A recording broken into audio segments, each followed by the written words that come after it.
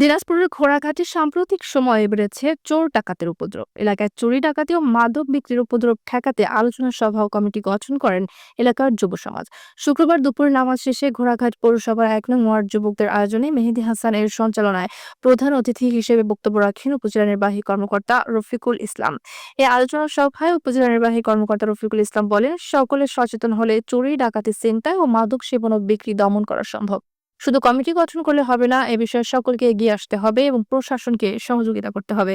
যুব সমাজের মহৎ উদ্যোগকে স্বাগতম জানিয়েছেন এলাকাবাসী। কমিটির সঠিক দায়িত্ব পালন করলে এলাকার মধ্যে মাদক সেবন ও চুরির সংখ্যা কমে আসবে এবং স্বস্তি কাজ করবে বলে ধারণা করেছেন অনেকেই। এলাকার দায়িত্বরত যুবকদের সঙ্গে কথা বলে জানা যায়, নিজ দায়িত্ববোধ থেকে আমরা এই উদ্যোগ নিয়েছি। যতদিন পর্যন্ত চুরি ডাকাতির সংখ্যা থাকবে ততদিন আমরা এই দায়িত্ব পালন করে যাব। ঘোড়াঘাট থানা নবাগত ভারপ্রাপ্ত কর্মকর্তা নাজমুল হক বলেন, নিয়মিত পুলিশের একটি পেট্রোল দল সার্বক্ষণিক এলাকায় পাহারা বা টহল দিয়ে থাকেন।